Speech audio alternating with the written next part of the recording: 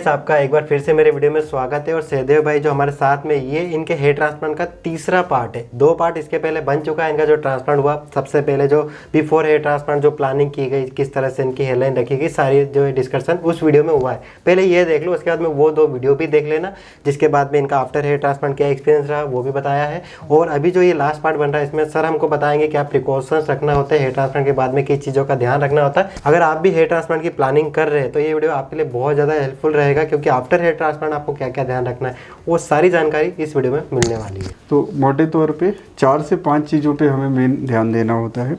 एक आपका graft area हो गया, रेसिपिएंट एरिया, एक आपका डोनर एरिया हो गया, ठीक है। तो इसकी क्या केयर करनी होती है, एक इस पे है ना। तो जैसे जो रेसिपिएंट एरिया है या ग्राफ्ट एरिया है ना, तो एक तो इसमें हम नॉर्मल सलाइन की स्प्रे बॉटल देते हैं आपको, वो उससे हर आधे 1 घंटे में आपको स्प्रे करना होता है ना, ताकि ग्राफ्ट आपके वेट रहें, उनमें क्लॉट्स डिसॉल्व होते रहें और उनका सर्वाइवल भी बेटर रहे।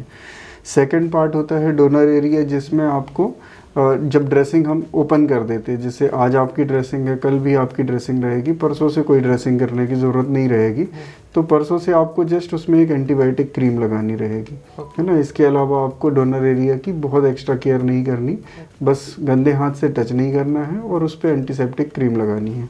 तीसरा पार्ट आता है मेडिसिन का, जिसमें आपकी एंटीबायोटिक्स, पेन किलर, इचिंग की या है ना इन्फ्लेमेशन की टेबलेट्स होती हैं जो आपको लेनी होती हैं, जिससे आपको कोई भी इस तरह के सिम्टम नहीं आते। आपको एकदम कंफर्टेबली पूरा 7 डेज़ निकल जाता है, आपको कोई घाव पकने की गुंजाइश नहीं रहती, कोई दर्द नहीं होता, है ना। तो ये सारी प्रॉब्लम्स आपको नहीं आती। तो इसके लिए मेडिसिन ज़रूर ले लेनी है। मेडिसिन स्किप करना रिस्की हो सकता है, जिसमें इन्फेक्शन का रिस्क हो सकता है, तो ये बहुत ज़रूरी पार्ट है। चौथा पार्ट आता है आपका डाइट का। डाइट में आपको थोड़ा सा, जैसे कोई भी सर्जरी के बाद हम रखते हैं कि बहुत इजीली डाइजेस्टेबल सिंपल खाना खाना है।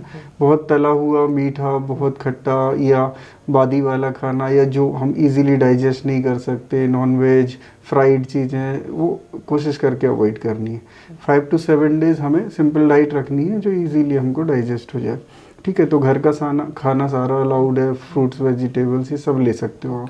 5वीं चीज़ इम्पॉर्टेंट, जो कि ग्राफ्ट एरिया को हमें हैंडलिंग कैसे करनी है, तो सबसे इम्पॉर्टेंट है, क्योंकि ग्राफ्ट अभी जस्ट स्लिट्स में प्लेस किए हुए हैं, है ना। तो ये अभी यहाँ का पार्ट बने नहीं है ना। ये यहाँ का पार्ट बनने में कुछ 3 से 4 दिन का प्रॉपर समय लेंगे। एटलीस्ट 72 आवर्स इनको लगता है कि अपना ब्लड सर्कुलेशन, नर्व सर्कुलेशन, सब कुछ वहाँ पे कनेक्शंस अपने बना लें, ताकि वहाँ पे प्रॉपर न्यूट्रिशन पहुँचने लगे। तो उस दौरान हमें कुछ भी करके इन ग्राफ्ट को डिस्टर्ब नहीं होने देना है। एनीथिंग जो इसको रब करे वो आपको अवॉइड करना है, जैसे कि कोई कैप लगा लिया, हेलमेट पहन लिया, या हम कार में बैठ रहे हैं तो उसका डोर जैसे नीचे है तो उसमें रब कर दिया, या सोते समय क्योंकि कॉर्नर्स में है तो करवट में सोएंगे तो ये रब हो सकते हैं, तो हमें सीधा सोना है ना। या बहुत फॉरवर्ड बेंडिंग नहीं करनी, जैसे मैं बैठा हूँ इस तरह से आगे झुक के नहीं बैठना, क्योंकि इससे आपके चेहरे पे और आंखों पे सूजन आ सकती है। तो पीछे, है ना, थोड़ा सा पीछे लीन होके आप हल्का टिक के आराम से बैठें, कंफर्टेबल। वॉकिंग रह सकते हैं आप, बीच बीच में चलें फिरें, लेकिन बहुत एक्सर्ट ना करें। बहुत ज़्यादा इस तरह की एक्टिविटीज़ जिसमें पसीना आए, बहुत ज़्यादा स्वेटिंग हो, ये अवॉइड करें, है ना। डस्ट का एक्सपोजर अभी अवॉइड करें। तो 5 से 7 दिन आपको थोड़ा ध्यान रखना है। उसके लिए आपको एक ऐसा कैप भी मिलता है कि ट्रैवल करेंगे तो आप ऐसा सर्जिकल कैप लगाएंगे, सो दैट कि आपको डस्ट वगैरह से बच जाएंगे, है ना। और घर पे रहते हैं तो स्प्रे करें, इसको ओपन रखें। तो ये बेसिकली 4-5 चीज़ों पे ध्यान देना है, ग्राफ्ट एरिया पे, डोनर एरिया पे, मेडिसिन का, डाइट का, है ना, और इसका रख रखाव। तो ये सारी चीज़ें अभी 5 से 7 दिन आपको करनी है। 7वें दिन करीब हम हेड वॉश करेंगे, जिसमें एक बेबी शैम्पू से हम, है ना, उसका फॉर्म बना के और हल्के हाथ से मसाज करके इनको क्रस्ट को निकालेंगे, है ना। 3 से 4 दिन में हम ये क्रस्ट निकाल देंगे। उसके बाद आपको ग्राफ्ट केयर के नाम पे फिर बहुत ज़्यादा कुछ नहीं करना होता है। आफ्टर दैट आप सिंपल अपना रूटीन फॉलो कर सकते हो। सिंपल हफ्ते में 1-2 बार, 3 बार तक शैम्पू कर सकते हो, और अपना जो भी मेडिसिन आगे प्रिस्क्राइब की जाएंगी, मिनॉक्सिडिल, बायोटीन, फिनेस्ट्राइड, वो सब आप आगे कंटिन्यू करना है। ठीक है, वो मेडिसिन आपको फिर आगे 6 मंथ तक कंटिन्यू करना है। उस 6 मंथ में कोई अगर प्रॉब्लम आती है, जैसे कोई बॉयल्स आते हैं, डेंड्रफ आता है या कुछ भी छोटा मोटा आपको प्रॉब्लम लगता है, तो आपको मुझे इन्फॉर्म करना है, मैं आपको उसको है ना ठीक करूँगा। और इसके अलावा कुछ भी ऐसी हेल्प लगती है, आपको कुछ ऐसा पूछना है, किसी भी चीज़ की क्वेरी है, तो आप मुझसे कांटेक्ट कर सकते हो। 3 महीने तक शेडिंग चलेगी, जिसमें आपके बाल जो लगाए हुए हैं ये गिर सकते हैं।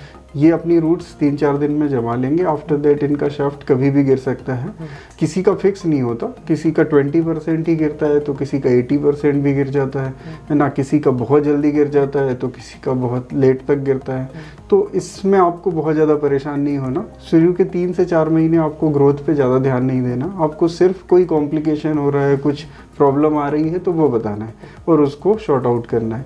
After 4 month we will assess growth, तब हम प्रॉपर ग्रोथ असेसमेंट शुरू करेंगे कि नई रूट्स कितनी निकल रही है, कितना एरिया कवरेज ले रहा है, किस तरह से आ रहा है रिजल्ट, है ना। तो चौथे महीने से ग्रोथ का असेसमेंट करेंगे, तो वो लगभग 2 से 3 महीने में पूरी तरह रिजल्ट आ जाएगा। तो 6 मंथ तक लगभग अपना एक चलेगा। इसके बाद भी थोड़ा थोड़ा रिजल्ट आता रहेगा, लेकिन एक डिसेंट रिजल्ट आपका तब तक आ जाएगा। ठीक है, तो आप पूरी जर्नी में लगातार साथ में बने रहें। कोशिश करें कि एवरी 15 डेज नहीं आ पाते हैं तो, क्योंकि बाहर से डेफिनेटली आ नहीं सकते, तो पिक्स शेयर करते रहें, है ना, आपकी फ्रंट से, साइड व्यू से, ताकि हम उसमें असेसमेंट करते रहें कि उसमें कोई कॉम्प्लिकेशन तो नहीं लग रहा है, या ग्रोथ का कैसा क्या असेसमेंट है। ठीक है, तो वो रहे। और जब आपका जब भी यहाँ आना हो, जैसे 1.5 से 2 महीने में अगर आना बन पाए, तो पूरे ट्रीटमेंट ड्यूरेशन में 2-3 बार भी आप आएंगे तो मोर देन सफिशिएंट है। उसमें असेसमेंट भी हो जाता है और हम एक PRP ट्रीटमेंट करते हैं, वो भी हो जाता है ना। तो ये पूरा अपना एक प्रोटोकॉल रहेगा 6 मंथ तक का। और कॉल आप कितनी भी बार कर सकते हो, जब भी आपको कोई क्वेरी अराइज होती है आप मुझसे बात कर सकते हो। ठीक है सहदेव, तो कुछ भी लगे तो आप बताइएगा। Okay sir, thank you so much sir, आपने बताया। और सहदेव भाई आपका भी बहुत बहुत धन्यवाद, इसलिए क्योंकि सर ने बताया और सहदेव भाई की हेल्प से, मतलब इन्होंने जो ट्रांसप्लांट कराया, जो क्वेश्चन थे, इनके जो वीडियो के कारण जो है मेरे और भी जो सब्सक्राइबर है, जो सर्जरी प्लान कर रहे हैं या फिर जिन्होंने करा रखी, उनकी भी हेल्प हो पाएगी। इसलिए सहदेव भाई आपका एक बार फिर से thank you so much sir, आपका थैंक यू। और दोस्तों उम्मीद है आप सब कुछ समझ पाए होंगे। फिर भी किसी तरह का कोई भी डाउट है तो कमेंट्स कर सकते हैं। और आप अगर हेयर ट्रांसप्लांट की प्लानिंग कर रहे हैं, कुछ आपको हेल्प लगे, मेरी प्लानिंग में किसी तरह कोई भी हेल्प लगे तो ले सकते हैं। जो भी पॉसिबल हेल्प होगी मैं आपकी जरूर करूँगा। ओके दोस्तों, आज की वीडियो में इतना ही। मिलता है फिर आपसे एक नए वीडियो में, तब तक के लिए बाय एंड टेक केयर।